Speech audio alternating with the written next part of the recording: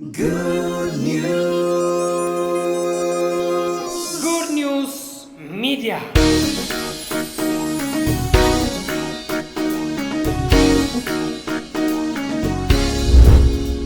እየተማርን ያለነው ትምህርት አለ። በዚህ ቦታ ላይ ተከታታይ ትምህርት እየተማርን አለን። ርዕሳችን የአዲስ ኪዳን የህይወትና የአገልግሎት ስርዓትን መረዳት የሚል ነው። ይሄ የህይወት ስርዓት ነው፣ መጀመሪያ ላይ ያለው ነው። የአዲስ ኪዳን የህይወት ስርዓትን ለተከታታይ ሳምንታቶች በደንብ አድርገን ተመረናል። እንዲሁም ደግሞ ወደ መጨረሻውን የደረስነው የአዲስ ኪዳን የአገልግሎት ስርዓትን እያየን ነው እና የአዲስ ኪዳን የአገልግሎት ስርዓት ምን ይመስላል እያልን በሰፊው እያየን በአዲስ ኪዳን እውቀት የአዲስ ኪዳንን መረዳት እያየን እንገኛለን። ጌታ ይባረክ። ዛሬ የደረስንበት ፓርት ላይ እንቀጥላለን። ጌታ ይባረክ። ዛሬ የደረስንበት ፓርት ምክንያቱም እየተማርን ነው፣ በተለያዩ ሀሳቦች እየተማርን ነው። ሳምንት ስፔሻሊ የተማርነው የብሉይ ኪዳን አገልግሎትን ከአዲስ ኪዳን አገልግሎት ጋር እያነጻጸን እያየን ነው። የብሉይ ኪዳን የአገልግሎት ፒላርስ ወይም መሰረቶች ወይም ምሰሶች የምንላቸው ምን ምን ናቸው የሚለውን አይተን ነበር። የብሉይ ኪዳን አገልግሎት ተስፋ ነበር አይደል? የአዲስ ኪዳን አገልግሎት ደግሞ የጸጋው አገልግሎት ነው ብለናል። እና በብሉይ ኪዳን ጊዜ ተስፋዎች ናቸው እንዳለ ነገሮች ሁሉ። አንድ ቀን እንደዚህ ይሆናል፣ ድንግል ትጸንሳለች አይደል? ይወለዳል፣ ነፃ አውጪውም ብርሃን በጨለማ ሲሄድ የነበረው ሁሉ ብርሃን ያያል። ተስፋዎች ናቸው የነበሩት ሁሉ። ከዘፍጥረት 3:15 ጀምሮ የነበረው እንደ ዱላ ቅብብሎች ስንቀባበለው የነበር ነው የተስፋውን አገልግሎት የተስፋውን ቃል ነበር። የብሉይ ኪዳን አገልግሎት ይሄን ይመስላል። ተስፋዎች ነበሩ። ተስፋው ግን ኦል አባውት ክራይስት ስፔሻሊ ስለ ክራይስት ነው። በክርስቶስ ደግሞ ስለሚሆነው ስለ ቅዱሳን የሚሆነው ነፃነት ነበረ። እነዚህ ሁሉ ተስፋዎች በክርስቶስ ኢየሱስ መወለድ፣ ስለ መወለዱ የተነገረው ተስፋ በመወለዱ አይደል እንዴ ተፈጽሟል፣ ፍጻሜን አግኝቷል። ስለ መሞቱ የተነገረው ኢሳይያስ 53 ለምሳሌ እንደ በግ ይነዳል፣ እንደዚህ አይደል በሸላቶቹ ፊት ዝም እንደሚል በግ አፉን አልከፈተም፣ ተገረፈ፣ እንደዚህ በእርሱም ቁስልኛ ተፈወስን፣ ስለኛ ደቀቀ እያለ የተናገረው ደግሞ በክርስቶስ ኢየሱስ ሞት ፍጻሜን አገኘ። ጌታ ይባረክ። ሲነገሩ የነበሩት ተስፋዎች ሁሉ የነበረው ተስፋ አንድ ቀን እንደዚህ እንደሚሆን ሰው ሁሉ ይጠብቃል። ልክ እንደዛ ሳምራዊቷ ሴት፣ ያቺ ሳምራዊቷ ሴት ምንም 6 ባል ቢኖራት ግን መሲሁን ትጠብቅ ነበር። የስድስት ባለቤት የስድስት ባል ሚስት ብትሆንም ምንም እንኳን እንትን ቢሆንም ግን አንድ ነገር ግን ተስፋ የምታደርገው ነበር፣ መሲሁ ሲመጣ ትል ነበር። ለዚህ ነው ኢየሱስን መሲሁ ራሱ መጥቶ ሲያዋራት መሲሁ ሲመጣ ሁሉን እሱ ያሳርፈናል አለች። መሲሁ ሲመጣ ሁሉን ይነግረናል። ግድ የለም መሲሁ ሲመጣ ሲል ውሃ ጠጭኝ የሚልሽ የእግዚአብሔርን ስጦታና ውሃ ጠጭኝ የሚልሽ ማን እንደሆነ ብታውቂ ኖሮ አንቺ ትለምኘው ነበር። መጥቻለሁ እያላት ነው። መጥቻለሁ አለው እኮ እኔ መጥቻለሁ። ግን እሱ አሁንም በምንድን ነበረች? በተስፋ ሰዎች አሁንም በዚህ ዘመንም ክርስቶስ መጥቶ ሁሉም ፈጽሞ ግን አሁንም በተስፋ ናቸው። ተደርጎ መጥቶ ኧረ መጣው ጌታ እኮ ቢኖር ኧረ መጣው ጌታማ እመጣለሁ ብሎሻል፣ ጌታማ እመጣለሁ ብሏል ምናምን ሲባል ሰው ተንቀጥቅጦ መጣ እኮ ስንት ይምጣ? አሁን ምንም ተስፋ የለም። ጌታ መጣ፣ መሞት ካለበት ሞተ፣ መነሳት ያለበት ተነሳ። ከተነሳ በኋላም ደግሞ የመጨረሻው ተስፋም የነበረው ደግሞ የመንፈስ ቅዱስ ነበር። ከአብ ዘንድ ተቀብሎ ይህን አሁን የምታዩትና የምትሰሙትን ከአብ ዘንድ ተቀብሎ አፈሰሰዋል። ሃሌሉያ። የመጨረሻ ተስፋ የነበረው በክርስቶስ የተነገረ ተስፋ፣ የመጨረሻው ተስፋ የክርስቶስ ተስፋ ነው። ክርስቶስ የተናገረው ተስፋ ነው። እሱም መንፈስ ቅዱስ ነበር፣ ተስፋውን ማፈሰሰው። አሁን የመጨረሻ አንድ ተስፋ ብቻ አለን። ሃሌሉያ። የተባረከው ተስፋችን ዳግም መምጣት። ከሱ ውጪ የምንጠባበቀው ምንም አይነት ተስፋ የለም። ሁሉ በክርስቶስ ኢየሱስ ተከናውኗል። ስለኛ በሆነው ነገር ሁሉ ፍጻሜን አግኝቷል። ስለ እናንተ በሆነ ከኃጢአት ነፃ መውጣት ከሆነ ከኃጢአት ነፃ ወጥታችኋል። በክርስቶስ ኢየሱስ ደም ከኃጢአት መታጠብ ሆኖላችኋል። ጽድቅን መቀበል ከሆነ ጽድቅን ተቀብላችኋል። ቅድስና ቢሆን ተቀድሳችኋል። ለአንዴና ለመጨረሻ ጊዜ ይላል በቀረበው በስጋው በኩል በፈሰሰው ደሙ በኩል ለአንዴና ለመጨረሻ ጊዜ ተቀድሰናል። ዕብራውያን 10:10 ምንድነው? በቃ ምንም እኮ ተስፋ የሚሆን ተቀድሰናል። አሁን ምንድነው? ማንነትን ማወቅ፣ ፖዚሽናል ትሩዝን መጀመሪያ መረዳት። ከመረዳት ይጀምራል። ፖዚሽናል በቃሉ ነህ የተባልከውን ነኝ ከማለት ይጀምራል። ክርስትና ሆናል ሲባል ሆኛለሁ ከሚል ይጀምራል። ተደርገሃል፣ አሜን። ልጅ ነህ፣ አሜን ልጅ ነኝ። በአብ ቀኝ ተቀምጣል፣ አሜን። የሚያስፈልገው የተባልነውን እውነት አሜን ከማለት ነው። ከመቀበል እሱ ይጀምራል። እሱን ከተቀበልክ በኋላ የዚህ የማንነት ፍሬ ደግሞ በሕይወት ዘመን በምድር ዘመን ደግሞ የማንነትን ፍሬ የጽድቅን ፍሬ የማንነትን የልጅነትን ፍሬ ደግሞ እየገለጥክ ትኖራለህ። አልገለጥክም ማለት አልሆንክም ማለት አይደለም። አሜን። ሆናል ግን እሱ ያንተ ኃላፊነት ነው። ሆነ እሱ ያንተ ኃላፊነት ነው። ታቀርቡ ዘንድ ነው የተባልነው። ገና እናቀርባለን። ገና ብዙ የምናቀርበው እኛ የምናደርገው ግን ስለኛ በሆነው ነገር ሁሉ ነገር ሆኖልናል፣ ተከናውኖልናል። የጸጋው ቃል የሚናገረው ሆናችኋል፣ ተደርጋችኋል፣ ተሰርቶላችኋል ነው። እስቲ አሜን። ስለዚህ በአዲስ ኪዳን ምንም አይነት ተስፋ የለም። አይዞሽ አንድ ቀን አከብርሻለሁ የሚባል ነገር የለም። አከበራቸው ተብሏል። ከብረሃል። የከበረ ሰው ገና ከብራለሁ ብሎ አይጠብቅ። አከበራቸው ነው የሚለው። ምንም ስለኛ በሆነው ነገር በክርስቶስ ኢየሱስ ያልተሰራልን፣ ያልሆነልን፣ ያልተደረገልን፣ ያልተቀበልነው ምንም እውነት የለም። ሁሉን ተቀብለናል። ሁሉ ሆኗል። ሃሌሉያ። እስቲ ተቀብያለሁ በሉ እስቲ። የእግዚአብሔር ልጅ ነኝ በሉ እስቲ። ጻድቅ ነኝ፣ ቅዱስ ነኝ። እርግጠኛ ናችሁ? ሃሌሉያ። ቅዱስ ነኝ። ቃሉ ካለኝ ነኝ። ቃሉ እንዳለኝ ነኝ። ሁኔታዎች ያሉኝን አልደግመውም። ሰዎች ያሉኝን አልደግመውም። ኤፌሶን ምዕራፍ 1 ቁጥር 4 ላይ ደስ የሚል ቃል አለ። በፊቱ ቅዱሳንና ነውር አልባ ነውር የሌለን እንሆን ዘንድ በክርስቶስ ኢየሱስ መረጠን። ነውር አልባ ነህ አንተ። ቅዱስና ነውር የሌለን እንሆን ዘንድ በክርስቶስ ኢየሱስ መረጠን። በፊቱ በከሌ ፊት ቅዱስ ላትሆን ትችላለህ። በፊቱ ግን ቅዱስ ሆናል። ሃሌሉያ። በፊቱ ቅዱሳንና ነውር የሌለን። እስቲ አሜን። ስለዚህ ደስ ይበላችሁ። ተስፋው ተፈጽሟል። ሳምንት ያስተማርኩት ትምህርት ነው። የዛሬው ትምህርታችን አንዱ ፒላርን እንማራለን። አራተኛው ፒላር ወይም ምሰሶ መሰረት የሚባለው አራተኛውን ዛሬ ደግሞ እንድናይ እወዳለሁ። ጌታ ይባረክ። አራተኛው ፒላር የብሉይ ኪዳን አንዱ አገልግሎት፣ ምክንያቱም ብሉይ ኪዳንን እያየን ከአዲስ ኪዳን አገልግሎት ጋር የምናነጻጽርበት ነው እና ብሉይ ኪዳን እስቲ አራቱን ፒላርስ መጀመሪያ ወይ 4 ወይ 5 ፒላርስ ምናምን ተናግረናል። የተስፋ፣ የኩነኔ አገልግሎት፣ የሕግ አገልግሎት፣ የተስፋ አገልግሎት፣ የሰዎች ታሪክ። ጎሽ ጌታ ይባረክ። ስለዚህ እነዚህ አምስቱ ናቸው። ዛሬ አራተኛ ላይ ደርሻለሁ። ሳምንት አምስተኛውን ጨርሳለሁ። ጌታ ይባረክ። እነዚህ ዋና ዋና ፒላርስ። ዛሬ አራተኛውን የደረስነው የትውልድ ታሪክ አገልግሎት። ብሉይ ኪዳን የትውልድ ታሪክ አገልግሎት ነው። ታሪክ ላይ የተመሰረተ አገልግሎት ነው የብሉይ ኪዳን አገልግሎት። የብሉይ ኪዳን አገልግሎት የትውልድ ታሪክ ላይ የተመሰረተ ነበር። አንዱ ፒላር። እስቲ ምን ማለት እንደሆነ ዛሬ እሱ እናያለን። የኛ ታዲያ በአዲስ ኪዳን የሚለውን ደግሞ ዛሬ እንመለከታለን። ጌታ ይባረክ። የብሉይ ኪዳን አገልግሎት በትውልድ ታሪኮች ላይም የተመሰረተ ኪዳን አገልግሎት ነበር። የብሉይ ኪዳን በሰዎች ታሪክ ላይ ወይም በትውልድ ታሪኮች ላይ የተመሰረተ የኪዳን አገልግሎት ነበር። ምን ነበሩ እነዚህ የብሉይ ኪዳን የታሪክ አገልግሎት የተባለበትን ሐሳብ ትንሽ እንየው። አንዱ ፓርት ማለት ነው የሰዎች ግላዊ ታሪክ ይገኝበታል። በብሉይ ኪዳን የሰዎች ግላዊ ታሪክ ይገኝበታል። ማለትም ከእግዚአብሔርና ከሌላው ሰው ጋር የነበራቸው ህብረትና ግንኙነት እንዲሁም ብርታታቸውም ሆነ ድክመታቸው የተዘገበበት ታሪክ ያላቸው ሰዎች ነበሩ በብሉይ ኪዳን። ብርታታቸውም ድክመታቸውም አይደል እንዴ? የግላዊም አለ፣ በቡድንም አለ። በቡድንም በህዝብም ደግሞም በግልም የተዘገበበት ታሪክ የተሞላበት ኪዳን ነበር በዛኛው ኪዳን፣ በብሉይ ኪዳን።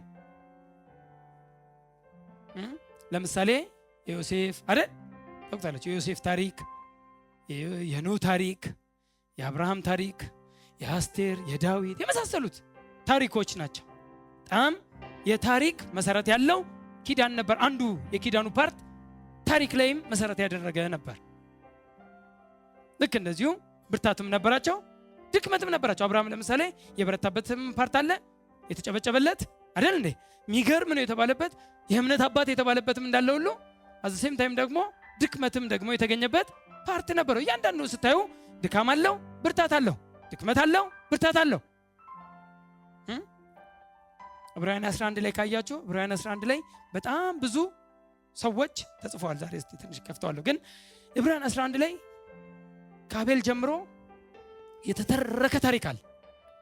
እነዚህ በእምነታቸው እዛ ጋር በእምነት አይልም። ብሉይ ኪዳን ላይ ሄዳችሁ ስትመለከቱ በእምነት እንዲያረጉ የሚል የለም። አቤል በእምነት መስዋዕትን አቀረበ የሚል የለም። የአዲስ ኪዳኑ ጸሐፊ ወይም የዕብራውያን ጸሐፊ ግን ያደረጉት አክሽናቸው ስለሆነ ባይ ፌዝ እያለ በእምነት እንዲያደርግ በእምነት አክሽናቸው የእምነት አክሽን እንደሆነ የአዲሱ ኪዳን ጻፊ ወይም የዕብራውያን ጻፊ የእምነት እያለ ቀጥቶበታል። ግን ምንድነው ከአቤል ጀምሮ ዘረዘራቸውና ሁሉን አረገና 12 ላይ ሲመጣ እንግዲህ እነዚህን የሚያሉ ምስክሮች እንደ ደመና በዙሪያችን ካሉልን እኛ ደግሞ ቶሎ የሚከበን ኃጢአትን ሁሉ ሸክምን ሁሉ አስወግደን የእምነታችን ራስና ፈጻሚ የሆነውን ፕሬዝ ጋድ ክርስቶስ ኢየሱስን ተመልክተን ሩጫችንን በትዕግስት እንሩጥ። ማንን ተመልክተን? እስቲ ድገሙት እስቲ። ማንን እንመልከታለን? ክርስቶስን። ከላይ ብዙዎች ተጠርተዋል። አብርሃምን እንመልከት እንዳይል እርሱ ችግር አለበት። ዳዊትን እንመልከት እንዳይል አለበት የሆነ ነቀፋ። ስለዚህ እርሱን ተመልክተን ሩጫችንን በትዕግስት እንሩጥ። እርሱ ነውርን ንቆ። እስቲ አሜን በሉ እስቲ። ይሄ እየተመለከት ነው የምንሮጠው ሯጭ፣ ከፊታችን የቀደመ ሯጭ ነውርን የናቀ ነው። ሌሎቹ ግን ነውር አለባቸው። ሌሎቹ ላይ ነውርና እንከን እናገኝባቸዋለን። ከፊታችን የሮጠው እርሱን ልንመስል የተገባው ኮፒ ልናደርገው ኮርጁኝ አለ። እንደተወደዱ ልጆች እግዚአብሔርን የምትመስሉ ሁኑ። ኢሚቴት የምታረጉ የምትኮርጁ ይላል እንግሊዘኛው ኤፌሶን 5:1 ላይ ኢሚቴት የምታረጉ ኮፒ የምታረጉት ሁኑ የተባል ነው። ኮፒ ልናደርገው የምንሄደው እኔ የማደርገውን እናንተም ታደርጋላችሁ የተባል ነው። እርሱ እንዳደረገ እንድናደርግ የተጠራ ነው። ከፊታችን የሄደው እንከን አልባ እስቲ አሜንን ነውር የሌለበት እርሱ ነውርን ንቆ እርሱ ላይ ፎከስ አረገ። ነውር አልባ ነው። ጌታ ይባረክ። ስለዚህ ብዙ ታሪኮች ያላቸው ሰዎች ነበሩ በብሉይ ኪዳን። የሰዎች ግላዊ ታሪክ ይገኝበታል የመጀመሪያው። ሁለተኛው የባቢሎን ታሪክ ይገኝበታል። ምን ናቸው እነዚህ ታሪኮች የምንለውን እኔና እንለፍ። የባቢሎናውያን ታሪክ ይገኝበታል አይደል? የባቢሎናውያን ነበሩ በምድር ላይ የነበሩበት ዘፍጥረት 11 ላይ ያደረጉ ፓርት ነበረ። የባቢሎናውያን ታሪክን በብሉይ ኪዳን ታያላችሁ። በጣም የሚገርምም የሚያናድም ታሪክ ነበራቸው። ዩኒቲያቸው ደስ ይላል። ዩኒቲያቸው ግን እግዚአብሔር ጋር ለመድረስ ነው። ልክ በቃ እግዚአብሔር ጋር ስማችንን እናስጠራ። የሚገርም እኮ ነው። ስማችንን እናስጠራ፣ በዛም ስማችንን በቃ እንትን እናድርግ እግዚአብሔር ጋር የሚደርስ ተብሎ ከፍ ያለ ማንነትን ይዘው ዩኒቲ ይዘው አንድነት ይዘው ጡብ መደርደር የጀመሩ ከተማ የሰሩ የባቢሎን ከተማን የሰሩ በኋላ ላይ ያው ኑኑረ እኔ ጌታ በጣም ነው የገረመኝ። እኔ ዩኒቲ ትልቅ ኃይል እንዳለው ጌታ ነው መጀመሪያ ነገረኝ። እነዚህ ሰዎች አለ ካሰቡት አይከለከሉም። ጌታ ጋር የሚደርስ ብለዋል ይደርሳሉ እያለ ጌታ ይደርሳሉ እንኳን። እነዚህ ሰዎች ካሰቡት አይከለከሉም። ያሰቡትን ያደርጉታል። ለምን? አንድ ቋንቋ አላቸው፣ አንድነት አላቸው፣ ትልቅ ዩኒቲ አላቸው። ያ ዩኒቲያቸው ያሰቡትን እንዲፈጽሙ ይረዳቸዋል።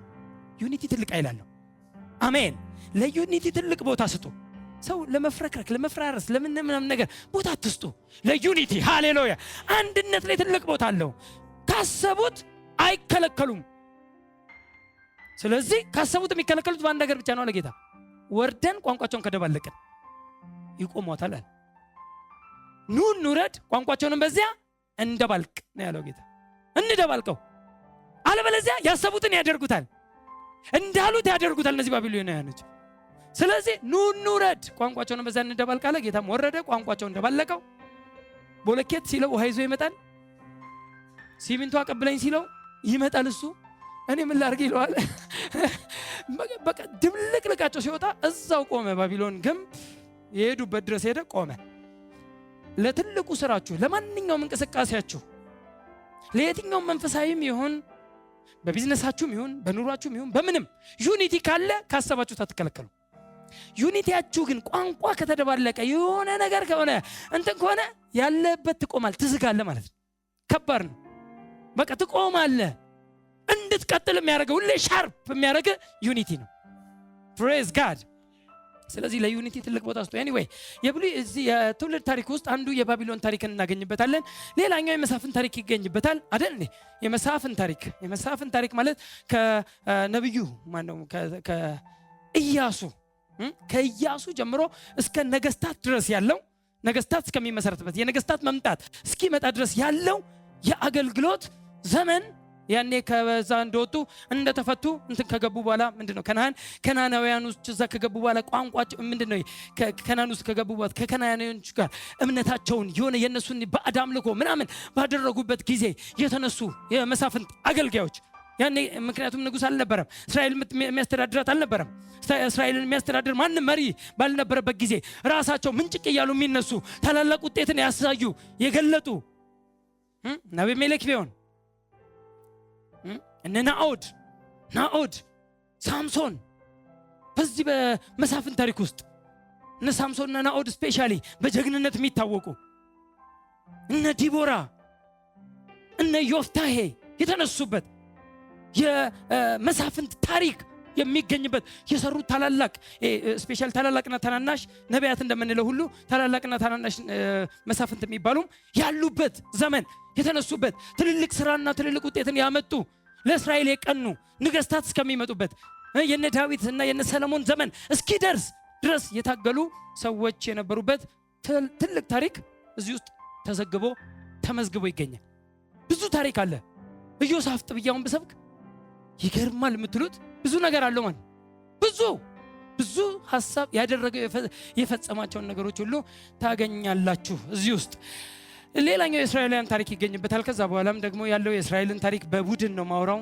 በቡድን ደግሞ የእስራኤል ታሪክ ደግሞ የተወራበት ብዙ ታሪክ አለ። ሌላኛው የነቢያት የካህናትና የነገስታት ታሪክ ይገኝበታል። ኤኒዌይ የብሉይ ኪዳን ታሪክ ወይም የትውልድ ታሪክ አገልግሎት ያልነው የብሉይ ኪዳን ታሪክን የብሉይ ኪዳን አገልግሎት አንዱ ምሰሶ ታሪክ ላይ መሰረት ያደረገ የብሉይ ታሪክ የተለያዩ ሰዎች ቢሆን በቡድን ቢሆን በግል ቢሆን እንትን ያሉበት የተገለጡበት ስለነሱ መልካም ጎንም ይሁን ደካማ ጎን የተነገረበት ብርታታቸውም ድክመታቸውም እግዚአብሔር ያጨበጨበላቸውም አሉ፣ እግዚአብሔር የናቃቸውም አሉ።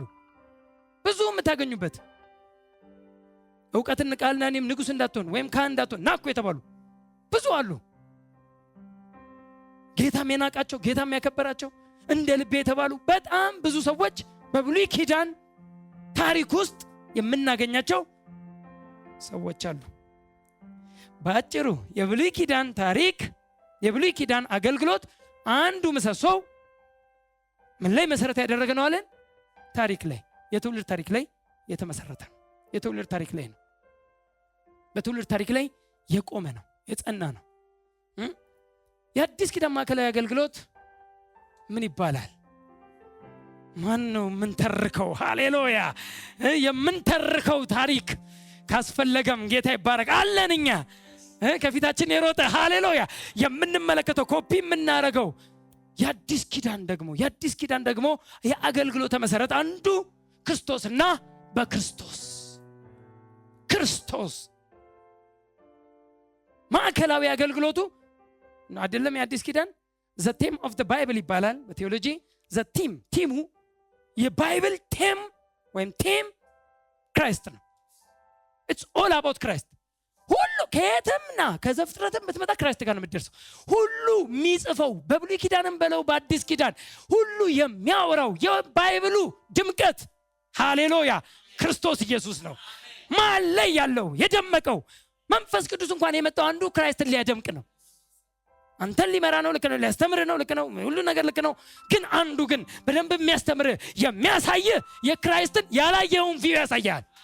ያልተመለከትከውን ያልተረዳውን ክራይስት እኮ እንዲህም ነው ይላል። መንፈስ ቅዱስ ይገልጣል፣ ያስተምራል፣ ያሳውቃል።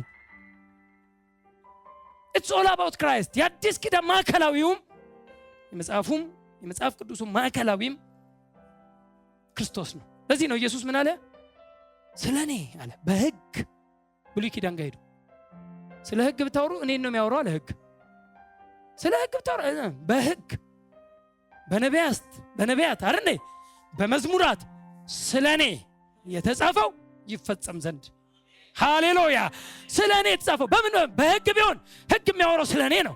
it's all about me አይደል? በነቢያት ቢሆን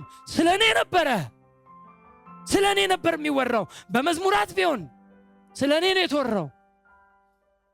ከነ መኃልየ መኃልይ ዘሰሎሞን ጀምረ እስከ ምንድነው እስከ መኃልየ መኃልይ ዘሰሎሞን ከነ ኢዮብ ጀምረ ያለው የመዝሙራት መጽሐፍ የሚባሉት እነዚህ መጽሐፍቶች ሁሉ ሲተርኩ ሲያወሩት የነበረው እኔን ነው። ሄዱና እስቲ ፈልጉና አገኙኝ፣ ታገኛላችሁ እዛ ውስጥ። እኔ ጳውሎስ ጀግና ሰባኪ ጳውሎስ ነው እኔ በጣም ወደው። እንደ ፖል በጣም የምደሰትበት የለም። እውነቴን ነው። እኔ አሁን ቶሎ ሲሄድ እዛ የመጀመሪያ ማየት የምፈልገው ከክራይስት ቀጥሎ ፖልን ነው።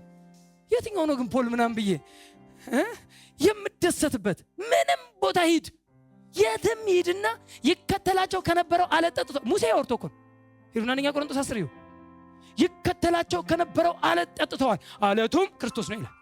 እዛ ጋር ሄዶ የፈለገበት ይግባ። ጳውሎስን የፈለገበት ዝፈቀው ክርስቶስን ይዞ ይወጣል። የትም ቦታ ብታስገባው እዛ ያውም የሚከተላቸው አለት አለ። አለት ብሎ ተከታይ የሚገርም ነው። ምክንያቱም በኋላ ላይ የመቱት እርሱ ነው። ይከተላቸው ነበር ለካ አለቱ። መጀመሪያ ላይ መታውና ውሃ ያወጣላል አለው። ውሃውን ድንጋዩን አለቱን መታ፣ ውሃ ወጣ፣ ጠጡ። ይገርማል አሉ። ከበሮ አነሱ። ይሄ ነው እንዴ አሉ። ደስ አላቸው። ትንሽ ሲሄዱ ደግሞ አሁንም ተንጫጩ። አሁን አለቱን ተናገረው አለው። ውሃ አምጣ በለው አለ። በኮንፌሽን ነው። እስቲ አሜን። አሁን አውራ አለው። አውራ ሲለው አይ አለ ጌታ አውራ ነው ያለው። ለአለቱ ሂድና ተናገር፣ አለቱ የምትፈልገውን ያመጣል አልሴን። በድሩ ኤክስፒሪየንሱ በለመደው ልምድ በዱላ ወስዶ ጀለጠ። ውሃ ማውጣቱን አልተወም። ግን ጌታ ግን አትገባትም አለው ከነዓን። አንዳንድ ሰው አንፌር ነው ያደረገው ጌታ ይላል። ፌር አላረገም ጌታ። ስንት ነገር በቃ ለህዝቡ ሁሉ ሲታገል የነበረ እነሱ ከሚጠፉ የኔን ስም ሰርዝ የሚል እንደዚህ ጃይንት የሆነ ሙሴ ስንት የታገለ ሰውዬ እዚህ ጋር አለት አንድ አለት መታ ተብሎ አትገባትም እንዴት ይባላል ይላሉ። የሚባል የለም። አለቱ ክርስቶስ ነው። እችን ተቀበለው ማለት ጌታ ክርስቶስ ድጋሚ መጥቶ ይገረፋል የሚል ቴዎሎጂ ይሰራ ነበረው። ሁለተኛ ጊዜ ይመታል፣ ይቀጠቀጣል፣ ስላንተ ይቆስልላል የሚል ቴዎሎጂ ይሰራ ነበረው። ምክንያቱም አለቱ ክርስቶስ ነው። አሁን ሁለተኛ ጊዜ አይመታም። ለአንዴና ለመጨረሻ ጊዜ ከፍሎልሃል። አሁን አለቱን በማውራት እስቲ አሜን በሉ። እስቲ አለት በመናገር ውጤት ታመጣለህ ነው። ሳትመታው ምንም የሚመታ አሁን ካሁን በላይ ይመጣል ብላ እንዳትጠብቅ። ኢየሱስ አይመጣም፣ ሊመታል ይገረፍልኛል ብላ አትጠብቅ። ጨርሷል፣ ስራውን ሁሉ ጨርሷል። እግዚአብሔር በክርስቶስ ኢየሱስ ለአንተ ማድረግ ያለበትን ነገር ሁሉ ጨርሷል። በክርስቶስ ፊኒሽድ። አሁን የጠፋው አንተ ነህ፣ እሱን አትፈልግ። ጌታ ልንፈልግ ፈለገ እኮ እሱ መጣ። ስንት ትፈልጋለህ? እሱ አገኘ። ያልተገኘው አንተ ነህ። ፕሬዝ ጋድ። ስለዚህ ክራይስትን ማዕከል ያደረገ የአዲስ ኪዳን አገልግሎት። እስቲ አሜን። እስቲ የአዲስ ኪዳን አገልግሎት በሉ እስቲ። ክርስቶስን ማዕከል ያደረገ ነው። ሃሌሉያ። ክርስቶስ ካልተወራ አይጥመንም። የትም እንሂድ፣ ማንም ያውራው፣ ኦራተርም ያውራው፣ ተብታባም ያውራው፣ ክርስቶስን ካላወራ አላወራም። ስላላ አይደለም ክርስቶስን ነው ወይ ነው። አንዳንዱ እኮ ኦራተር ነው፣ ምላሴ ነው። ይገርማል። አይገርምም? ይገርማል የምንለው ክርስቶስን የሚያወራ ነው። ምን ይገርማል? ክራይስትን የሚያወራል። በክርስቶስ የሆነውን በክርስቶስ ልክ እንደ ጳውሎስ ማለት ነው። በክርስቶስ የተሰራልንን እውነት የሚያወራ እሱ እውነተኛ ሰባኪ ነው። እሱ እውነተኛ አስተማሪ ነው። እንደ ጳውሎስ ትላንት ስናገረው ነበር። ገላትያ 3:1 ክርስቶስ እንደተሰቀለው ነው በዓይናችሁ ፊት ተስሎ ነበራል። እንደተሰቀለው ነው ክርስቶስ በዓይናችሁ ፊት ተስሎ ነበር። ለእውነት እንዳትታዘዙ ግን ማነው አዚም ያደረገባችሁ አለ። በፊት ስሎ ሄዷል። ተመልሶ ሲመጣ የለም ከክራይስት ላይ ወርደዋል። ሌላ ናቸው። አዚም ማለት የጣንጭስ አይደለም ብለናል። የጣንጭስ እንዳታስብ አዚም ብለህ አዚም አያችሁ ሽታውን ይላል። ከዛ ስም ይላል። አጨሰ የፈለገ ያጨስ። ቢዝነሳችን አይደለም እሱ አይደለም አዚም ማለት ከክርስቶስ ላይ መንቀላይን። አንዳንድ አገልጋዮች ከክርስቶስ ላይ ነቅለዋል። ወይ ራሳቸውን ነው የሚሰብኩት፣ ወይ ራሳቸውን ነው የሚያወሩት፣ ወይ የሚያወሩት ቅድም እንዳልኩት የብሉይ ኪዳን ታሪክ ላይ ናቸው። በኋላ መጣል ነው። የለም ከክርስቶስ ላይ አትንቀል ነው ጳውሎስ። ለዚህ ነው 4:19 ላይ ሲመጣ ዘው ገላትያ 3:1 ይሄን ካለ በኋላ 4:19 ላይ ሲመጣ አሁንም አለ ክርስቶስ በእናንተ እስኪሳል ምጥ ይዞኛል። አሁንም እማመጣው ክርስቶስን በመሳል ነው። እውነተኛ ሰባኪ ክርስቶስን ይስላል። ለማገልገል ከፈለክ አገልጋይ ለመሆን ከመረጥክ ክርስቶስን ለመሳል ማርከርህን አንሳ። እስቲ አሜን። ክርስቶስን ለመሳል በቃ እኔ ላወራው የምፈልገው በህይወቴ ዘመን ሁሉ በዚች ምድር እስከጨረሰች ምድር ላወራው የተሰጠኝ ልሰብከው የተሰጠኝ ሃሌሉያ የማወራው ክርስቶስ ነው፣ የምንሰብከው እርሱ ነው አለ። ሰዎችን ሁሉ እየገሰጸን እየመከረን የምንሰብከው እርሱ ክራይስት። ጌታ ይባረክ። ስለዚህ የአዲስ ኪዳን ማዕከላዊ አገልግሎት ክርስቶስና በክርስቶስ ምን ማለት ነው? የአዲስ ኪዳን ማዕከላዊ አገልግሎት ማለት አንደኛ የክርስቶስን ምድራዊ አገልግሎት ይተርካል። መጀመሪያው የክርስቶስን ምድራዊ አገልግሎት በምድር የነበረውን አገልግሎት ይተርካል፣ ይነግረናል፣ ይገልጥልናል። የአዲስ ኪዳኑ አገልግሎት አንዱ ክራይስትን ማዕከል ሲባል ብዙ ነው። አንደኛው በምድር ያገለገለውን አገልግሎት ይተርካል። ማቴዎስ 9:35 ሐዋርያ 10:38 እንዲህ ይላል፣ እግዚአብሔርም የናዝሬቱ ኢየሱስን በመንፈስ ቅዱስ በኃይልም ቀባው። እስቲ አሜን። እግዚአብሔርም የናዝሬቱ ኢየሱስን በመንፈስ ቅዱስ በኃይልም ቀባው፣ እርሱም መልካም እያደረገ ክርስቶስ የምድራዊ አገልግሎቱ ነው። እርሱም መልካም እያደረገ ለዲያብሎስ የተገዙትንም ሁሉ እየፈወሰ ዞረ፣ እግዚአብሔር ከእርሱ ጋር ነበርና። ስለዚህ የምድራዊ አገልግሎቱን ይተርካል የክርስቶስን። 9:35 ሁሌ የምናውቃት ቃል ናት። ቤት እንደሰበከ እሺ። እግዚአብሔርም የናዝሬቱ ኢየሱስን በመንፈስ ቅዱስ በኃይልም ቀባው፣ እርሱም መልካም እያደረገ ለዲያብሎስ የተገዙትንም ሁሉ እየፈወሰ ዞረ ይላል። አሁንም ሐዋርያ 10:38 ዞረ፣ እየፈወሰ ዞረ። አሜን። እንዞራለን በየመንደር በየሰፈር በየምኩራብ። አንዳንድ ሰው ዞረ የሚባለው እንትን ሲሄድ ብቻ ነው። አውስትራሊያ ሲሄድ ሰፈሩ ላይ አይታወቅም። አውስትራሊያ ሄደ እሱ አይደለም ዞረ። ጥሩ ነው፣ የትም ሄድ፣ እዛም አውስትራሊያም ሰው ነው። ሰው ባለበት ሁሉ እንሄዳለን። አሜን። ተስማምታችሁኛል? ብቻ ሰው ይኑር። ሰው የሌለበት ቦታ ምን እንሰራለን? ሰው ይኑር። ሁለት እግር ያለው የሚሰማ የሚያደምጥ። ጌታ ይባረክ። ለሰው ስለሆነ ክርስቶስ የከፈለው። ስለዚህ የክርስቶስን ምድራዊ አገልግሎት ይተርካል፣ ይሄ የአዲሱ ኪዳን ማዕከላዊ አገልግሎት። ሁለተኛው የክርስቶስ የመስቀሉን መስዋዕትነት ስራ ይተርካል። የክርስቶስን የመስቀሉን የመስዋዕትነት ስራ ክርስቶስ በመስቀል ላይ የፈጸመውን። ለዚህ ነው ጳውሎስ እኛ ግን የተሰቀለውን ክርስቶስን እንሰብካለን። የመስቀሉ ቃል ለሚጠፉት ሞኝነት፣ ለእኛ ለዳን ነው ግን ለምንድን ይላል እንግሊዘኛው። ለዳን ነው ለእኛ ለዳን ነው ግን የእግዚአብሔር ኃይል ነው። ምኑ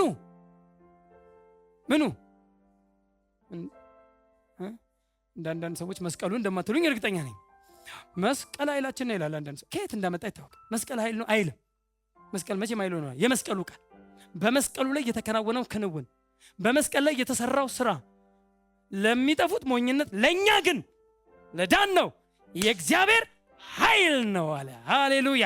የእግዚአብሔር ኃይል ነው። ስለዚህ መስቀሉ ላይ ፎከስ አድርገን በመስቀል ላይ የተሰራውን፣ ቅድም ገላትያ ላይ እንደነገርኳችሁ ክርስቶስ እንደተሰቀለው ነው በዓይናችሁ ፊት ተስሎ ነበር። መስቀል ላይ የተሰራ ታላቅ ነገር አለ። ስዕል ክራይስትን እንስላለን። በመስቀል ላይ የከፈለውን ኢንቨስትመንት፣ በመስቀል ላይ የፈጸመውን ኢንቨስትመንት። እስቲ አሜን።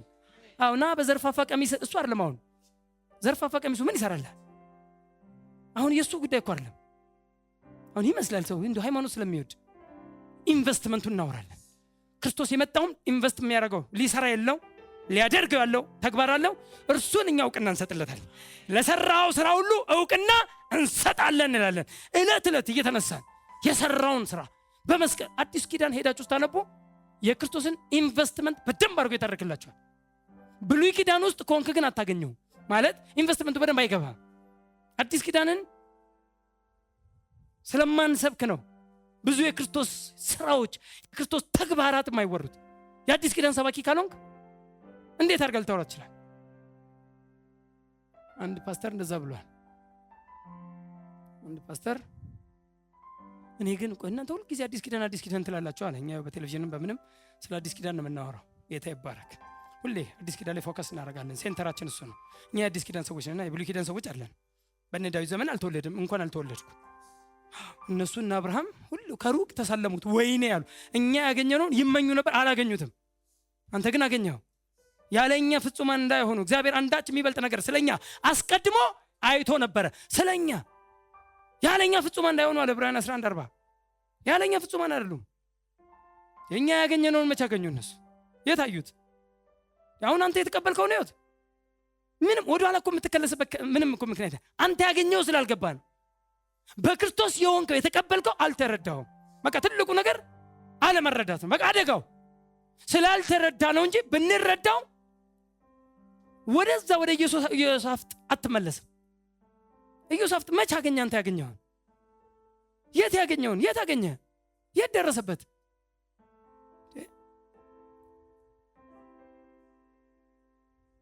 praise God የክርስቶስ የመስቀሉን የመስዋዕትነት ስራ ይተርካል። አንደኛ ጴጥሮስ 2:24 ላይም የትም ቦታ አንደኛ ቆሮንቶስ ምዕራፍ 1 ላይም ቁጥር 17 እስከ 23 ሄዳችሁ አንብቡ። መስቀሉን ብዙ ቦታ ላይ ገላትያ 5 ቅድም 3:1 እንደነገርኳችሁ በጣም ብዙ ቦታ ላይ የመስቀሉ ስራ በመስቀሉ ላይ የተከናወነው መከናወን ስለ ኃጢአታችን በእንጨት ላይ ተሰቀለ የሚለው ነው አንደኛ ጴጥሮስ 2 ስለ ኃጢአት ከዛ በመገረፉ ቁስል ተፈውሳችሁ ይላል። ተፈውሳችኋል ይላል። እንደውም በአዲሱ በእንግሊዝኛው እንደሚለው you were healed past tense ነው፣ ሐላፊ ነው። you were healed you will be አይደለም። ገና ፈወሳለሁ ጌታማ አንድ ቀን ላንቺ ፈውሳለሁ የሚባል አይደል። ተፈወስኩ አለቀ። ስንቴ ይሁን ፓስት አለቀ እኮ ክርስቶስ ጨርሷል ስራውን። የጨረሰውን ገና ተስፋ አታድርግ ነው። ጨርሶታል። ሰርቶልኛል ብለህ በአሜን ወይም በእምነት ውሰድ ነው በቃ፣ ሌላ ምንም የለም። ጌታ ይባረክ። ሶስተኛው የክርስቶስ ማዕከል ማለት ምንድነው? የክርስቶስን ከሙታን መነሳትና የትንሳኤውን ኃይል ይተርካል። ሃሌሉያ! ይሄ በቃ ምክንያቱም ቢሆንልኝ አለ። ሃሌሉያ! በጣም ይሄ እኮ የትንሳኤው ኃይል የተባለው ክርስቶስ ኢየሱስን ከሙታን ያስነሳው ይህ መንፈስ የተባለው ክርስቶስ ከሙታን የተነሳበት ፐርፐዝ ስለ በደላችን አልፎ የተሰጠው ሮሜ 4:24 እና 25 ስለ በደላችን አልፎ የተሰጠውን እኛን ስለማጽደቅም ከሙታን የተነሳውን አያችሁ። መስቀል ስታወራ በደል ጋር ነው። በደል ተከፍሎላል ነው። ለዚህ ነው ወንጌል የሚሆነው ላልዳኑት። እኛን ስለማጽደቅም ከሙታን የተነሳውን ከሙታን መነሳቱ ሲወራ አንተ ነው የምትወራው። እስቲ አሜን። አንተ ነህ ደስ የሚልህ በመነሳቱ የጸደቅከው አንተ ነህ። በመነሳቱ ክርስቶስ ኢየሱስ ከሙታን በመነሳቱ ሁለተኛ ጊዜ የወለደን አንደኛ ጴጥሮስ 1:3 የወለደን የተወለድክ ልጅ የእግዚአብሔር ልጅ የሆንክበት ትንሳኤው ሲወራ ልጅነት ይወራል። ትንሳኤው ሲወራ ጽድቅ ይወራል። ትንሳኤው ሲወራ ከኃይላት ከጌትነት ከስልጣናት ካለቅነት ሁሉ በላይ የሆነበትን ኤፌሶን 1:20-23 እኛ ጋር ደግሞ 2:27 እርሱ ሲነሳ እኛንም አስነሳን፣ በቀኙ አስቀመጠን፣ አስነሳን። ትንሳኤው ሲወራ አካሉም አብሮ ይወራል። አካሉ ማናት? ቤተ ክርስቲያን። አብረ ተነስተሃል። ጌታ ይባረክ። ቆርጣት ሃይማኖት ነው የሚቆርጠው። ክርስቶስ ተነስቷል። ልክ ነው፣ ተነስቷል። ልክ ነው። እኛስ ተነስተናል። እኛንም አስነሳናል። አትቁረጥ። ሪሊጅን ሁሌ ኖ ክራይስት የመጣው አንተንም ይዞ ለመሄድ ነው። እስቲ አሜን። አዎ እሱ ሃሌሉያ። የወረደው እኮ አንተን ይዞ ለመውጣት ነው። ምን የመጣበት እኮ ነው። ከመጣበት ነው ወደዛው ሄደው። የክርስቶስ ትንሣኤ እኮ ምንም የሚገርም አይደለም። የሚገርመው ግን ከመጣበት መሄዱ ሳይሆን አንተን ይዞ መግባቱ ነው። አንተን ይዞ መግባቱ አስገራሚ ነው። ይሄ ነው የሪዘረክሽን ፓወር። አካሉን ይዞ መግባቱ ነው። እሱ እኛንም አስነሳን። ኤፌሶን 2:7 ከእርሱ ጋር ማስገባን በአብ ቀኝ ማስቀመጠን። ያር ነው የሚገርመው። አትቁረጥ። ዘቸርች አትቆረጥም። ጌታ ይባረክ። የትንሳኤው ይወራል። የክራይስት ሴንተር ሲወራ ሌላኛውስ በክርስቶስ ከሙታን መነሳት ከክርስቶስ ጋር አብረው ስለተነሳችሁና አብራ ስለተነሳችሁና አካሉ ስለሆነችው ስለ ቤተ ክርስቲያንና የቤተ ክርስቲያን ዋና ኃላፊነቷ ይተርካል። አዲስ ኪዳን ቤተ ክርስቲያን ዘቸርች ማለት አማኞች ቢሊቨርስ ኮልድ ፒፕል። ኤክሌሽያ ማለት ለአንድ ዓላማ ተጠርተው የወጡ ህዝቦች ማለት ነው። ኤክሌሽያ ማለት ተጠርተው የወጡ ለአንድ ዓላማ ተጠርተው የወጡ ህዝቦች። ቤተ ክርስቲያን የሚል በብሉይ ኪዳን ውስጥ አታገኝም፣ በአዲስ ኪዳን እንጂ። ብሉይ ኪዳን ውስጥ ነው፣ አዲስ ኪዳን ውስጥ ነው ቤተ ክርስቲያን የምትለው ቃል ያለችው። አዲስ ኪዳን ሄደህ ስትመለከተው አዲስ ኪዳን ቤተ ክርስቲያን የሚለው ቦታ ሁሉ ሄደህ ስታየው ኤክሌሽያ የሚል ቃል አለ። ኤክሌሽያ ማለት ሰዎች ናቸው። ኤክሌሽያ ሰዎች ነው፣ ለአንድ ፐርፐዝ የተጠሩ ሰዎች እንጂ ቢልዲንግ አይደለም። ይሄ ፊዚካል ቢልዲንግ አይደለም፣ ስፒሪቹዋል ቢልዲንግ ነው። እናንተ የእግዚአብሔር ህንጻ ናችሁ ተብለናል። ስፒሪቹዋል ቢልዲንግ ነው። ሃሌሉያ። መንፈሳዊ ህንጻ እንጂ ፊዚካሊ በቦለኬት በሸክላ አሳምረ መስራው አይደለም። ቤተ ክርስቲያን ቸርች ይሄ አይደለም፣ ህንጻው አይደለም፣ አንተ ነህ። ቸርች ማለት እኛ ነን። ሃሌሉያ። ለዚህ ነው አካሉን አስነሳ የሚለው። አካሉ ማለት ይሄ አይደለም። እንዲያንተ አካል የለውም ጌታ። ይሄ ህንጻው አይደለም፣ አካሉ እኛ ነን። ኤፌሶን 1 ላይ እኮ እዚህ ጋር አልጻፍኩትም። ኤፌሶን ምዕራፍ 1 ቁጥር 23 ላይ ሄዳችሁ ብትመለከቱ አካሉና ሁሉም በሁሉ የሚሞላ የእርሱ ሙላቱ ናት ቤተ ክርስቲያን። አካሉ ቀጥሎስ ሁሉም በሁሉ የሚሞላ የእርሱ ሙላቱና አካሉ ናት አለ ቤተ ክርስቲያን። ስለዚህ ባዲ ኦፍ ክራይስት አማኞች ናቸው። እስቲ አሜን። እስቲ እኔ የክርስቶስ አካል ነኝ በሉ። እስቲ እርግጠኛ ናችሁ? የክርስቶስ አካል ደግሞ ጤናማ አካል ነው። አሜን። አዎ በሽተኛ አካል የለውም። ሃሌሉያ። የተባረከ ነው። እስቲ አሜን። አዎ የክርስቶስ አካል ነኝ ስትል ይገባል። የክርስቶስ አካል ነኝ፣ የተባረኩ የክርስቶስ አካል ጤናማ ነኝ፣ በደዌ አልደቅም፣ እኔ የክርስቶስ አካል ነኝ። ደካማ አካል የለውም፣ ብርቱ ነኝ። ተሸናፊ አካል የለውም፣ አሸናፊ ነኝ። ሃሌሉያ። አካሉን ስታወራ ስለኛ ነው የሚወራው። ደስ ይበላችሁ። ጌታ ይባረክ። ኤፌሶን 2:5-7 እንዲሁም ማርቆስ 16:15-18 ከ15-18 ያለው ስለ እናንተ ነው የተጻፈው። ኤኒዌይ አምስተኛ አሁን በዚህ ዘመን በክርስቶስ በማመን የኃጢአትን ስርየት በማግኘት ነፃነት ስለወጡ ታማኞችና ያው ስለ ቸርች ማለት ነው የኑሮና የአገልግሎት ስርዓታቸው ይተርካል። የአዲስ ኪዳን አንዱ ማዕከላዊው ይሄ በክርስቶስ ኢየሱስ ከኃጢአትና ኃጢአት ካመጣባቸው ነገሮች ሁሉ ነፃ ስለወጡት ስለነሱ ነፃነት በክርስቶስ ገላትያ 5:1 ምን የሚለው በነፃነት ልንኖር ክርስቶስ ነፃነት አወጣን። ክርስቶስ ማዕከል ላይ ያለው እሱ ነው። ዝም ብለህ አይደለም ነፃነት የወጣው በክርስቶስ ነው። ክርስቶስ ነፃነት አወጣን። ቀጥሎስ እንግዲህ ጸንታችሁ ቁሙ። በምን ላይ? በወጣበት የነፃነት ህይወት ላይ እንግዲህ ጸንታችሁ ቁሙ። እንደገናም በባርነት ቀንበር አትያዙ። እስቲ አሜን። አዎ አትያዝ፣ ጸንተህ ቁም። በወጣበት ነፃነት ላይ ጸንተህ ቁም ብሏል ገላትያ 5:1 ዮሐንስ 15:16 በነፃነት ልንኖር ክርስቶስ ነፃ አወጣን። ደስ አይለኝም። ነፃ ይመስላል እንጂ ነፃ ፍሪ ማለት ነው። ነፃነት ፍሪደም ነው። ፍሪደም እና ፍሪ ይለያያል። ልዩነት ስላለው ነው። ሊበርቲ ፍሪደም የሚባለው ፍሪ ኤንድ ዶሚኒየን ማለት ነው። ፍሪደም የሚባለው የሁለት ቃል ጥምር ነው። ፍሪ ኤንድ ዶሚኒየን፣ ፍሪደም ኪንግ ኤንድ ዶሚኒየን፣ ኪንግደም። እንደዚህ የጥምር ቃል የለም አይደል? ሁለት ቃል ኮምባይን ሲደረጉ ፍሪደም ማለት ነፃ ወጥቶ በነፃነት የሚመላለስ ማለት ነፃ ብቻ አይደለም። አንዳንድ ሰው ምን ይላል? ከርግማን ነፃ ነኝ። ጥሩ ነው። I am free from curse ይላል። ጥሩ ነው። ግማሽ ትምህርት ነው። you are free from curse ኦኬ። እሺ ከርግማን ነፃ ነህ። ሶሃት ዝም የለውም። ሙሉ የሚያደርገው የበረከት ህይወት ያወራል። ከርግማን ነፃ ወጥቼ በበረከት እኖራለሁ ካለ ሙሉ ነው። አዎ እንትኑን ያወራ ፍሪደሙን። ፍሪደም ምንድነው? በበረከት እኖራል። ክርስቶስ ስለኛ እርግማን ሆኖ ከእርግማን ዋጀን። የአብርሃም በረከትን በክርስቶስ ኢየሱስ ላሉት ለአሕዛብ ሁሉ ይደርስ ዘንድ። አሁን ነገ የደረሰው ምንድነው? በረከት። ስለዚህ እርጉም አይደለሁም፣ ግማሽ ብቻ ነው። ተባርኬያለሁ ግን ሙሉ ያደርገዋል። እስቲ አሜን። ከኃጢአት ነፃ ወጥቻለሁ ግማሽ ትምህርት ነው። ፍሪ ማለት I'm free from sin ማለት ከኃጢአት ነፃ ወጥቻለሁ። ምን አውራ? ነፃነትን አውራ። ጽድቅ I'm righteous በል። ጻድቅ ነኝ፣ በጽድቅ ልኖር ይገባኛል፣ የጽድቅን ፍሬ አፈራለሁ። ጽድቅ ስታወራ ፍሪደም ውስጥ ነህ። ፍሪ ዶሚኒየን። አሜን። ከድህነት ወጥቻለሁ ብቻ ሳይሆን I am rich። ከድህነት ነፃ ነኝ ብቻ ሳይሆን I am rich። በክርስቶስ እኔ ባለጠጋ ተደርጋለሁ።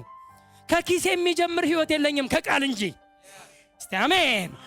ከቃል የሚጀምር እንጂ ኪሴ አይደለም ባለጠጋ ነው የሚያስፈልግ። ኖ ቃሉ ባለጠጋ አድርጎኛል። ሁለተኛ ቆሮንቶስ 8:9 ነው የሚያወራው። በእርሱ ድህነት እናንተ ባለጠጎች ትሆኑ ዘንድ እርሱ ስለኛ ድሃ ሆነ አለ። ድሃ የሆነው አንተ ባለጠጋ እንድትሆን ነው። ይሄን ፍሪደም ይፈልገዋል። ይሄን ፍሪደም እንድታወራ ይፈልጋል። ከበሽታ ነፃ ነኝ ብቻ ሳይሆን በጤንነት እኖራለሁ፣ ጤንነት አከፋፍላለሁ ስትል ነው ፍሪደሙ። እዛ ጋም በነፃነት ልንኖር፣ እዚህ ጋም እንድንኖር፣ በጽድቅ እንድንኖር፣ እግዚአብሔርን በመምሰል እንድንኖር። የማንን ነው የሚያወራው? በአሁን ዘመን በክርስቶስ በማመን የኃጢአትን ስርየት ያገኙ ሰዎች ሁሉ የኑሮና የአገልግሎት ስርዓታቸው በአዲስ ኪዳን ይተረካል። ኑሯቸው ምን ይመስላል፣ አገልግሎታቸውስ ምን ይመስላል የሚለው በዚህ በአዲስ ኪዳን ነው የሚወራው። ስለዚህ በጣም ብዙ እናወራለን። እሺ ስድስተኛው የመንፈስ ቅዱስ በአማኞች ህይወት ውስጥ ያለው ሚናን ይተርካል አዲስ ኪዳን። ይሄ የአዲሱ ኪዳን ማዕከላዊ አገልግሎት ያልነው በክርስቶስ ኢየሱስ የተሰጠን የመንፈስ ቅዱስን በአማኞች ህይወት ውስጥ ያለውን ሚና ወይም ስራ ይናገራል። መንፈስ ቅዱስ በአማኞች ውስጥ ምን ስራ አለው? ንገሩኝስ። ምን ያደርጋል መንፈስ ቅዱስ በእናንተ ውስጥ? ያጽናናል፣ ጉድ ያስተምራል፣ ይመራል፣ እንደ ተማሪዎች ይመክራል አይደል እንዴ? አስተምር የለ እንዴ? ኒውማቴዎሎጂ ስለ ወደፊት ስለሚሆነው ነገር ይናገራል። ጌታ ይባረክ። ኒውማቴዎሎጂ አስተምር ያለው እዚህ። እሺ ፕሬዝ ጋድ። ስለዚህ ሰባተኛው የምንጠብቀውና የመጨረሻው ፕሬዝ ጋድ የምንጠብቀውና የተባረከው ተስፋችን፣ አንድ ተስፋ ነው ያለን በአዲስ ኪዳን። እሱም የተባረከው ተስፋችን የተባለው ቲቶ 2:13 የተባረከው ተስፋችን የክርስቶስ ዳግም ምጽአትን ይተርካል። አዲስ ኪዳን ማዕከላዊ ሲባል እነዚህን ያጠቃልላል። አሁን ያወራሁት የአዲስ ኪዳን አገልግሎት ማዕከል የሚያደርገው የክርስቶስን የምድር ሥራ፣ የምድራዊ አገልግሎት፣ የክርስቶስን የመስቀሉን መስዋዕትነት፣ የክርስቶስን ከሙታን መነሳት፣ በክርስቶስ መነሳት የተነሳችውን ቤተ ክርስቲያን፣ የአማኞችን ተግባር፣ የኑሮ ህይወት ስርዓት፣ የመንፈስ ቅዱስ በአማኞች ህይወት ውስጥ ያለውን ሚና፣ የምንጠብቀውን የተባረከውን ተስፋችን የክርስቶስን ዳግም ምጽአት ይተርካል። አዲስ ኪዳን ባጭሩ እያወሩ ያለሁት ልታወሩ እናንተ የአዲስ ኪዳን ሰዎች ከሆናችሁ ልታወሩ ልታገለግሉ የተገባችሁት ይሄንን ነው። ሰምታችሁኛል? በቃ የምናወራው አገልጋይ ነን። አዎ አገልጋይ ነኝ በልና ጠይቅ። አዎ የምታገለግለው ክርስቶስን ነው የምታወራው፣ የምትሰብከው፣ የምትኖረው። ፕሬዝ ጋድ። እዚህ ጋር ነው ይሄው። ከዚህ ውጪ የአዲስ ኪዳን አገልግሎት ሙሉ አይደለም። ክራይስት ነኝ፣ ክራይስት ሴንተር ያደርግ in the church, Christ in the church and the Holy Ghost። ከዛ ደግሞ ስለ ምጽአቱ ደግሞ እንሰብካለን። ኢየሱስ ይመጣል። ሃሌሉያ! ኢየሱስ ወንድሜ ይመጣል ብለን እንሰብካለን። ይመጣል፣ ዳግም ይመጣል። ሊያገባት ቤተ ክርስቲያንን ሙሽራይቱን ለማግባት ሙሽራው ይመጣል። ታጥበሽ ነስተሽ እንከን የሌለብሽ ሆነሽ ጠብቂው ነው። ቤተ ክርስቲያንን ይሄንን እንሰብካለን። ሁሌ በንጽህት አይደል? ሁሌ ፐርፌክት፣ ሁሌ ሬዲ አም ሬዲ የምትል ቤተ ክርስቲያን አም ሬዲ ቱ አይደል? አንተ ለማግባት እንድትወስደኝ ተዘጋጅቻለሁ የምትል የተዘጋጀች መቼ እንደሚመጣ አታውቅም። ብራዘር እንደ ሌባ ነው እመጣለሁ ያለው። በቃ እንደ ሌባ በየትኛው ሰዓት ነው የሚመጣ አታውቅም። እመጣለሁ ብሏል። ይመጣ ነው። ምናልባት ስንወጣ ቢመጣ እዚህ ጋር ስንወጣ ደረጃውን ስንወርድ መጣው ይላል። ምን በቃ ምንድን ነው ገና የሚል እኮ ማይንድ ሜንታሊቲ ስላለ ሁሌ ሬዲ ነን። እስቲ አሜን። በየትኛውም ቦታ በየትኛውም የሥራ ፊልድ ውስጡን በየትኛውም አገልግሎት ውስጡን የምንም ማድረግ ምንም እያደረግኩን አንድ ነገር ግን ሬዲ ሁን። ይመጣል፣ ሙሽራው ይመጣል ቤተ ክርስቲያንን ለመውሰድ። ቶሎ ልጨርስና ኦኬ ጉድ አለ ሰዓት። ፕሬዝ ጋድ። የአዲስ ኪዳን አገልጋዮች የአዲስ ኪዳን ማዕከላዊ አገልግሎት ሰባኪዎች መሆን አለባቸው ብያለሁ። ያሁኑን ማለት ነው። ግን ቶሎ ልናገራት። አንደኛው ምንም እንኳን ከነዚህ ከብሉይ ኪዳን ከትውልድ ታሪኮች አንዳንድ የምንማረው መርህ ቢኖርም መርሆች እንማራለን። ሙሴ ያደረገው ሲስተም አለ አይደል? ሙሴ አንዳንድ የደረደረ ይሁን ነገር የሚያደርጉት አንዳንድ መርህ ትማራለህ። ለትምህርታችን ተጽፏል እንጂ ለኑሯችን አይደለም። ለህይወታችን የተጻፈው አዲስ ኪዳን የምትማረው ብዙ መርህ ብዙ መመሪያ ቢኖርም በትውልድ ታሪክ ላይ ጀምሮ በዚያው ታሪክ ላይ መጨረስ ግን ከተረት ያለፈ ምንም ፋይዳ የለውም። ሩት ቦዔዝ እግር ስር ሄዳ ቃርሚያ ወገኖቿ ቃርሚያ ምንድን ነው ጥቅሙ? ሆነ እስቲ ንገሩኝ። እስቲ እንደው እናውራ። ኳስ በመሬት አውርደን እስቲ እናውራ። ምንድን ነው እስቲ አሁን የብሉይ ኪዳን ታሪክን ጀምሮ እስከ መጨረስ አገልግሎት? ይሄ አገልግሎት ነው። ለዚህ ነው ጌታ የመረጠ። ለዚህ ነው መንፈስ ቅዱስ እናንተ ውስጥ የከተተው።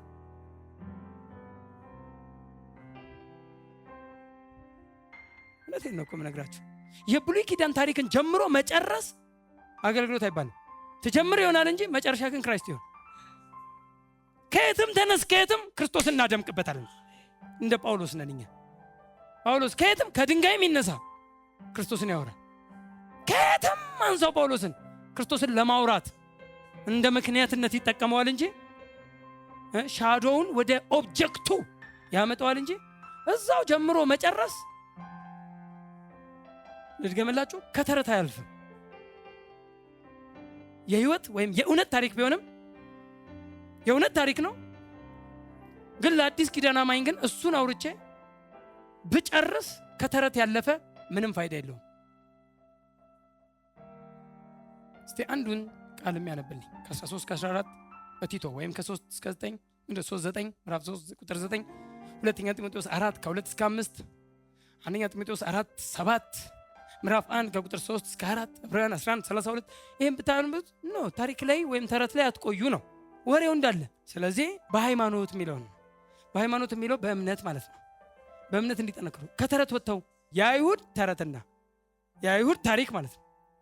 የአይሁድን ታሪክ ብዝም ብለህ ብታወራው ተረት ተባለ። የአይሁድን ታሪክና ከእውነት ደግሞ ፈቀቅ የሚሉ የሚያደርጉ ሰዎችን አትስማ ነው። በሃይማኖት ማለት በእምነት ነው። እንግሊዘኛው ሃይማኖት አይደለም፣ በፌዝ ነው የሚል። በእምነታቸው ጽኖች እንዲሆኑ፣ በእምነታቸው ጤናሞች እንዲሆኑ፣ ከተረት ተረት ወጥተው እውነትን የሚያበላሹ ሰዎች ነፃ ወጥተው በእምነታቸው ጠንካራና ጤናሞች እንዲሆኑ ውቀሳቸው፣ ምከራቸው። ቲቶ የተመከረው አገልጋይ ነው። ቲቶ እኮ አገልጋይ ነው። አገልግሎት ሲነሳ ቲቶ ነው የሚወራው። አሁንም ፖል ጢሞቴዎስን የመከረበት ምክር ይሄ አንደኛ ጢሞቴዎስ ምዕራፍ 1 ሁለተኛ ጢሞቴዎስ 4 እስከ ምዕራፍ 4 ቁጥር ከ2 እስከ 5 ያለው ይሄን ነው። ቃሉን ስበክ አንተ ግን ከነዚህ እንትን አንዳንድ ሰዎች አለ ከእውነት ጆሮአቸውን ይመልሳሉ፣ ወደ ተረትም ፈቀቅ ይላሉ። እውነትም አይመቸው አለ። እውነት ስትሰብክ ደስ አይለውም። ተረት ግን ልጅነት እኮ ነው። አሁን ተረት ብጀምር እኮ ልጅ የሆነ ሰው ደስ ይለዋል። ህፃናት የለም እንጂ እዚህ ተረት የላምበረት ይላል። ልጅ ቢኖር አሁን በቃ ደስ ኢንጆይ ነው የሚያደርገው። ጆሮውን ነው እንትን የሚያደርገው። ለምን ለልጆች ይመቻል። አንተ ግን ከዚህ ፈቀቅ በል። ከዚህ ተረት ከእውነት ፈቀቅ የሚል ለገዛ ምኞቶች ለገዛ ፍላጎቶቻቸው የሚመች አስተማሪዎችን ይፈልጋሉ፣ ለነሱ ምቾት። ስለዚህ ከእውነት ተረትን ከመስማት በጣም እውነትንም ከመስማት ጆሮአቸውን ወደ ተረት ከእውነት ፈቀቅ ያደረገ ወደ ተረት ዞሩ። ከተረት ውጡ። ቅድም ከአይሁድ ታሪክ ተብሏል። ታሪኮች ነው፣ የትውልድ ታሪክ ነው ማውራው። የትኛውም እዚህ ጋር ያለውን ብታነቡ ዕብራውያን 11:32 ላይ በጣም እኔ ጳውሎስ ሰባኪ የዕብራውያን ጸሐፊ በጣም ደስ ካለኝ ካወራው ወሬ ውስጥ ሁሉ እኔ ለካ ዕብራውያን 11 ላይ ያሉትን ሰዎች ሁሉ ከዛ ከቁጥር 1 ጀምሮ ወይም ያለውን ታሪክ ከአቤል ጀምሮ አቤል እንደዚህ ያደረገ፣ እንደዚህ ያደረገች፣ ሳራ እንደዚህ ያደረገች፣ አብርሃም ሙሴ የፈርዖን ልጅ እንዳይባል በእምነት እምቢ አለ እያለ ስለ ሁሉም ተረከ እና የሚገርም ነው። ኃይለኛ ተራኪ ይመስላል። ነካ አደረገና መጣና እዚህ ጋር ልክ 32 ሲደርስ እንግዲህ ምን እላለሁ አለ። ስለማን ልጨር? ስለ የትኛው ተናግሬ ስለ የትኛው ላቁም አለ። ስለማን ልናገር? ስለ ሶምሶን፣ ስለ ዮፍታሔ፣ ስለ ነቢያት፣ ስለ ዳዊትም አልጠቀሰም እዛ መጀመሪያዎች ውስጥ። ስለ ዳዊት፣ ስለ ዮፍታሔ፣ ስለ ሳምሶን ስለማን እንዳልተርክላችሁ ጊዜ ያጥርብኛል። እስቲ አሜን በሉ። አዎ ይሄን የሚተርክ ጊዜ የተረፈው ነው። ሰምተሃል? አዎ ያረጋግጠን ነው የምንሄደው። ይሄን የሚተርክ እንዳልተርክ ስለነዚህ ጊዜ የለኝም እኔ ላወራ የመጣሁት ክርስቶስን ነው። ሂዱና ዕብራውያን 11 ይለቅ። ልክ ሲያልቅ 39 አሁላችሁ እነዚህ ሁሉ በእምነታቸው ተመስክሮላቸው ሳሉ አይቶ ነበርና። አያችሁ፣ እነዚህ ሁሉ በእምነታቸው ተመስክሮላቸው ሳሉ በእምነት ተመስክሮላቸዋል። በእምነታቸው ያደረጉት ተግባር አለ፣ የሚናቅ ነገር አለ። በእምነት ሰርተዋል፣ ይህን አድርገዋል። ያለኛ ግን ፍጹማን አይደሉም ማለት። በእምነታቸው ተመስክሮላቸው ሳሉ የተሰጠውን የተስፋ ቃል አላገኙም። የተሰጠው የተስፋ ቃል ክርስቶስ ነው። ክርስቶስን አላገኙትም፣ ከሩቅ ተሳለሙት። የተሰጠውን የተስፋ ቃል አላገኙም። ያለኛም ፍጹማን እንዳይሆኑ እግዚአብሔር ስለኛ፣ እስቲ ስለኛ በሉ እስቲ። እኔ መስበክ ካለብኝ አንተን እሰብካለሁ። ከፈለክ የፈለክ ኤክስትሪም ሄድክ በለኝ። ሙሴን ከምሰብክ አንተን ብሰብክ ይቀለኛል። ዮፍታሔን፣ ሶምሶን ምናምን እያልኩ ከምሰብክ አንተን ብሰብክ ያለኛ እነዚህ ሁሉ ያለኛ ፍጹማን እንዳይሆኑ እግዚአብሔር ስለኛ አንዳች የሚበልጥ ነገር አስቀድሞ አይቶ ነበርና። ጌታ አስቀድሞ ስላንተ አይቷል። አንዳች የሚበልጥ ነገር። እስቲ አሜን በሉ። እስቲ የሚበልጥ በሉ፣ ድገሙልኝ። ስላንተ የሚበልጥ። አንተ ትበልጣለህ ከሁሉ። ከሴት ከተወለደ መጥምቁ ዮሐንስን የሚያክል የለም አለ። መጥምቁ ያክልን የሚያክል የለም አለና በመንግስተ ሰማያት ግን የሁሉም ትንሹ ይበልጠዋል አለ። ከሴት ከተወለደ መጥምቁ ዮሐንስን የሚያክል የለም ብሎ ቢዘጋው ቁጭ ነበር የምትለው መጥምቁ ዮሐንስን እየሰበክ። ግን ምን አለ? በመንግስተ ሰማያት ግን የሁሉ ትንሹ ይበልጠዋል። አንተ ትበልጣለህ። ምንድን ነው ያስበለጠ? የተስፋው ቃል ክርስቶስ። አንተ ኪሎ ከባድ ነው ብራዘር፣ ኪሎ ከባድ ነው። አትቻልም። አንተ የተቀበልከው ማንነት፣ ያገኘው የሕይወት ስርዓት፣ የተካፈልከው መካፈል ቢገባ ብትረዳ ይዝል እንዲህ ያልክ መሰማው አይደለም። ትገለበጣለህ ሁለት ወደ ኋላ። ጌታ በደስታ ነው በቃ አረብና ቆይ ቀስ ያልክ ነበር የምትለው። እንደዚህ አይነት ዘመን ይመጣና አውቀ ቀስ እያልክ እነ እስቲ ላጣጥመው መጀመር አልጨረስኩም ብለህ ሰክረህ ጀንትል ሆነ የምትሰማው አይደለም። ማንነታችን ቢገባን የተካፈልነው ህይወት ቢገባን ታሪክ ተርከ እንዳልተርከ ደስ አለኝ። የዕብራውያን ጻፊ እነዚህን እንዳልተርክ ጊዜ ያጥርብኛልና አለ። ከዛ ልክ ይሄን አለና 39 እና 40 ይሄን አወራና ልክ 12 ላይ ሲገባ እነዚህን የሚያሉ ምስክሮች እንደ ደመና በዙሪያችን ካሉልን ምዕራፍ ነው የከፋፈለው እንጂ አንድ ነው፣ ተያያዥ ነው ቃሉ። ምዕራፉ ብትነሳ አንድ ነው። ታዲያ እነዚህን የሚያሉ ምስክሮች እንደ ደመና በዙሪያችን ካሉ ምንድናቸው እነሱ? ምስክሮች። እስቲ ምስክሮች በሉ እስቲ። ዙሪያችን እንደ ስቴዲየም ውስጥ እንዳለ ህዝብ እንደገባ ስቴዲየም ውስጥ የገባ ህዝብን አስቡ። ሯጮቹ ግን በሩጫ ሜዳ ላይ ያሉ ሯጮቹ በሩጫ ሜዳ ላይ ያሉ ሯጮቹን ለመመልከት የገቡ ግን ብዙ አሉ። ኮሜንታተሩ አንስቶ ህይወት እየበቀሉ ነው አረንጓዴ ሻሽ አድርገው እያዩ ነው አይልም። ስለ ተመልካቹ አይደለም የሚያወራው፣ ስለ ሯጩ ነው። እነዚህ ምኖች ናቸው? ምስክሮች። የማን ምስክር? የሯጮቹ። እነዚህን የሚያሉ ምስክሮች እንደ ደመና በዙሪያችን ካሉልን እኛ ደግሞ እስቲ አሜን በሉ። እኛ ደግሞ ነው የሚለው ቃሉ 12 ላይ ሄዳችሁ ታዩ። እኛ ደግሞ ሸክምን ሁሉ ቶሎ የሚከበድን ኃጢአት ሁሉ አስወግደን የእምነታችን ራስና ፈጻሚውን ተመልክተን ሩጫችንን በትዕግስት እንሩጥ። እኛ አሁን ማን ነው? እኛ ደግሞ። እንዴት ደስ ይላል! እኛ ደግሞ አለ። ስለ እነሱ እየተረክል ትቀመጥ አይደለም፣ አንተ ልትሮጥ ነው። አሁን ሯጩ አንተ ነህ፣ እነሱ ምስክሮች ናቸው።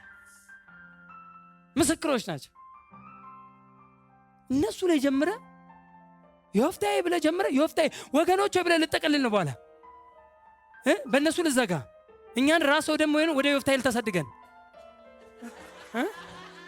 ወገኖች ሆይ ይኸውላችሁ ዮፍታሔን አያችሁት? አላየሁትም፣ እንዳየውም አልፈልግም። አሁን ያየሁት ክራይስት አለ። አንዴ አይኔ ላይ ድፍን ብሎብኛል፣ እሱን ሰብካለሁ። ጌታ ይባረክ። የክርስቶስ ሰባኪ ነኝ። እስቲ በሉ እስቲ የክርስቶስ ሰባኪ ነኝ። ሃሌሉያ። ልትሰብክ የተጠራኸው፣ ልታወራ ልተርከው ያለው የምትተርከው ታሪክ ከፈለክ አለ ሕያው የሆነ ታሪክ the living history። ሃሌሉያ። ልናወራለት ልንናገረው የሚገባ እሱን የት ጨርሰ ነው ወደዛ የሄድከው? ሻዶ ላይ የምትሄደው አካሉ ጋር ደርሰን ጥላ ላይ የሄድከው ከየት መጥቶ ነው?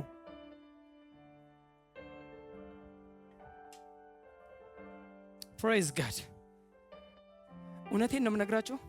ዝም ብሎ ልትማሩ ዝም ብሎ ኢንፎርሜሽን ልሰበስብ አይደለም የመጣው እዚህ። ትወጣለህ። ሃሌሉያ።